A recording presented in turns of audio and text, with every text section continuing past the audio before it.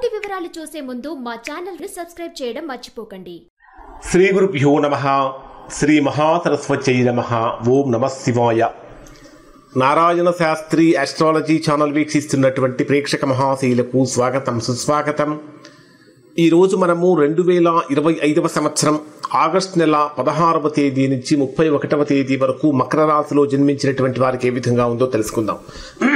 మకర రాశి వారి యొక్క గ్రహస్థితిని కనుక పరిశీలించినట్లయితే ప్రస్తుతం మకర రాశికి 6వ స్థానంలో గురుడి యొక్క సంచారం. 20వ తేదీ వరకు శుక్రుడు కూడా 6వ స్థానంలో సంచరిస్తాడు. 21వ తేదీ నుంచి శుక్రుడు 7వ స్థానంలోకి వస్తాడు. అంటే 6వ స్థానంలో సంచరించేటటువంటి గురుడు యొక్క గురు శుక్ర గ్రహాల యొక్క ప్రభావం కారణం చేత మకర రాశి వారికి శత్రు జయం కలుగుతుంది. కాంపిటేటివ్ ఎగ్జామ్స్ రాసేటటువంటి వారికి చక్కటి అనుకూలమైన ఫలితాలు కలుగుతాయి.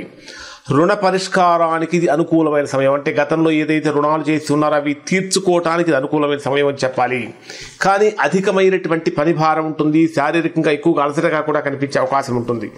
అలానే ఇక్కడ 20వ తేదీ తర్వాత శుక్రుడు కూడా మీ జన్మరాశికి ఆ 7వ స్థానంలోకి వస్తాడు.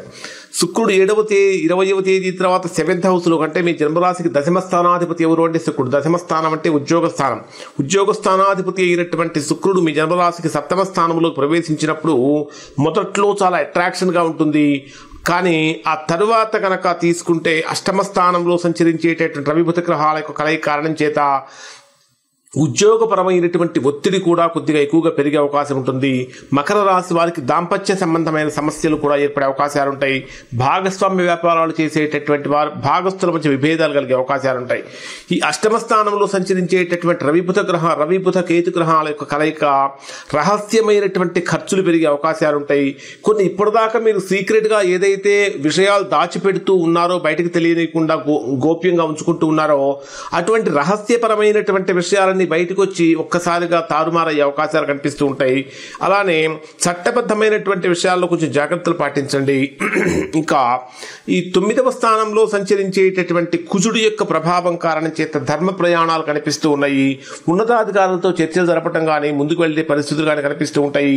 ఈ కుజ శని గ్రహాల యొక్క దృష్టి యొక్క పరస్పర దుర్వీక్షణం కారణం చేత కొద్దిగా మకర రాశి వారికి మానసికమైన ఒత్తిడి పెరుగుతూ ఉంటుంది. అన్నిటికంటే ప్రధానంగా 8వ స్థానంలో రవిబుధ గ్రహాలు సంచరిస్తున్నప్పుడు తండ్రి యొక్క ఆరోగ్యం విషయంలో మకర రాశి వారు జాగ్రత్తలు పాటించాలి. అలానే ప్రయాణ సంబంధమైనటువంటి విషయాలలో కూడా కొంచెం ఎక్కువ సమస్యలు కలిగే అవకాశాలు ఉంటాయి. ప్రధానంగా 3వ స్థానంలో మీ రాశ్యాధిపతి అయిన శని మీ రాశికి 3వ స్థానంలో సంచరిస్తున్నాడు. శ్రమ ఎక్కువగా ఉంటుంది. అయినప్పటికీ క్రమశిక్షణ కారణంగా పనులు పూర్తవుతూ ఉంటాయి. ఈ శనికేతు గ్రహాల యొక్క షష్టాష్టక సంబంధం కారణం చేత స్నేహితుల నుంచి కానీ, బంధువుల నుంచి కానీ ఏదైనా సహాయం కనుక రావాల్సి ఉంది కనుక ఉంటే అది ఆలస్యంగా వచ్చే అవకాశం ఉంటుంది. అసలు డే వైజ్గా కనుక పరిశీలిస్తే 16వ తేదీ నుంచి 31వ తేదీ వరకు మకర రాశి వారికి ఏ విధంగా ఉంటుందంటే 16వ తేదీ ఉదయం నుంచి 18వ తేదీ మధ్యాహ్నం 2:40 వరకు ఉండేటటువంటి సమయంలో ఇది విద్యార్థులకు చాలా అనుకూలంగా మారుతుంది. ఈ సమయంలో ఎవరైతే ఇంటర్వ్యూస్కి అటెండ్ అవుతూ ఉంటారో వారిలో ఆత్మవిశ్వాసం పెరుగుతుంది. చక్కటి మంచి ఫలితాన్ని పొందే అవకాశం ఉంటుంది. అలానే ప్రేమ వివాహానికి సంబంధించినటువంటి విషయాలు కూడా అనుకూలంగా ఉంటాయి. కానీ ఆవేశంతో లేదా ఎమోషన్స్ తోటి నిర్ణయాలు తీసుకోవటం అనేది మంచిది కాదు. ఇక్కడ ముఖ్యంగా చెప్పాలంటే క్రియేటివిటీ లెవెల్స్ అనేటటువంటివి బాగా పెరుగుతూ ఉంటాయి. మీరు వర్క్ చేసేటటువంటి వృత్తి, ఉద్యోగ, వ్యాపారాలలో మీ యొక్క ఇంటర్నల్ స్కిల్స్ అనేటటువంటివి, అంతర్గతంగా ఉండేటటువంటి శక్తులు, అంతర్గతంగా ఉండేటటువంటి ప్రతిభా పాఠవాలన్నీ కూడా బయటకు వచ్చి తద్వారా మంచి గుర్తింపు కూడా లభిస్తూ ఉంటుందని చెప్పాలి. ఇక్కడ మీకు లలితా సహస్రనామం కనుక పారాయణ చేసినట్లయితే మకర రాశి వారు మంచి ఫలితాన్ని పొందుతారు. ఇక 18వ తేదీ మధ్యాహ్నం 2:40 నుంచి 20వ తేదీ సాయంత్రం 6:37 వరకు ఉండేటటువంటి సమయాన్ని కనుక మనం పరిశీలించినట్లయితే ఇక్కడ మీకు శత్రువుల మీద పైచేయి సాధించే అవకాశం కనిపిస్తూ ఉంటుంది. రుణాలు తగ్గించుకోవటంలో కొంత అనుకూలత కనిపిస్తుందని చెప్పాలి. కానీ ఆరోగ్యపరంగా కనుక తీసుకుంటే చాలా ఎక్కువ సమస్యలు కలిగే అవకాశాలు ఉన్నాయి. ముఖ్యంగా జీర్ణ సంబంధమైన సమస్యలు ఎక్కువగా కనిపిస్తూ ఉంటాయి. ఉద్యోగపరంగా కనుక తీసుకుంటే పని భారం పెరుగుతూ ఉంటుంది. ఇక్కడ మీరు శనివారం రోజున శివాలయంలో ప్రదక్షిణలు చేయటం వలన మంచి ఫలితాన్ని పొందుతారు.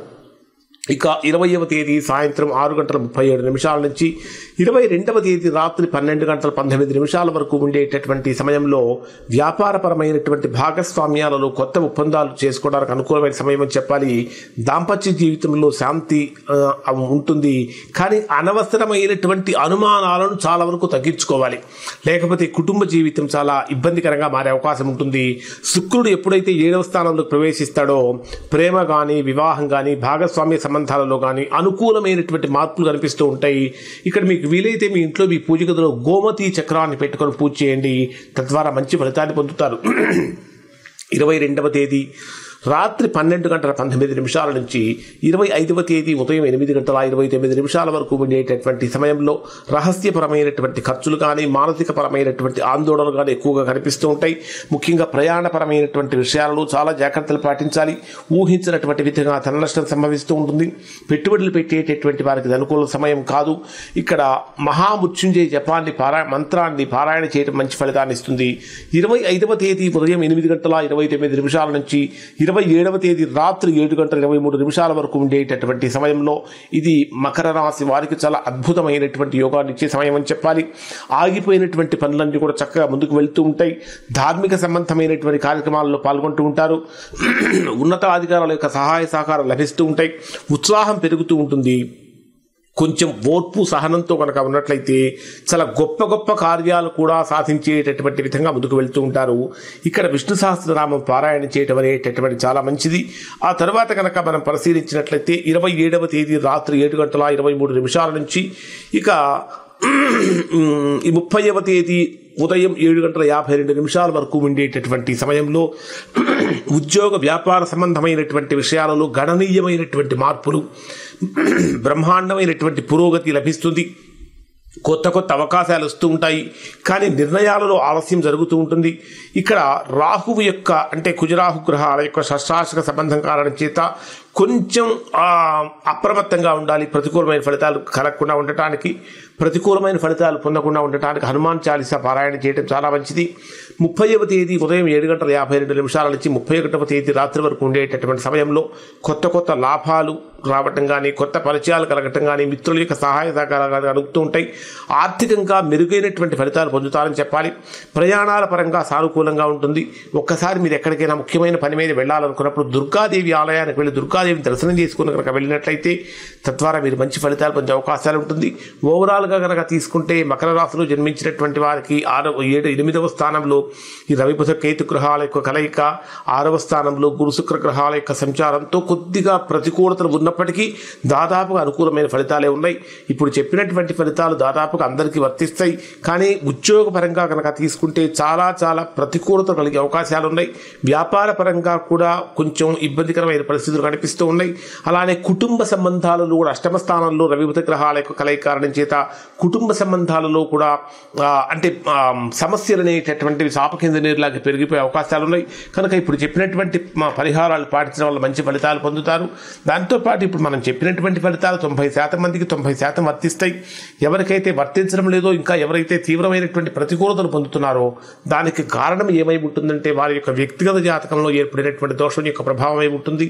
అటువంటి సందర్భంలో ఒకసారి మీరు మీ యొక్క వ్యక్తిగత జాతకాన్ని విశ్లేషణ చేయించుకొని దోషం ఎక్కడుందో తెలుసుకుని దోష నివారణ కనుక చేయించుకుంటే సత్ఫలితాన్ని పొందుతారు. ఇవి మకర రాశి వారికి సంబంధించిన ఫలితాలు. శుభం.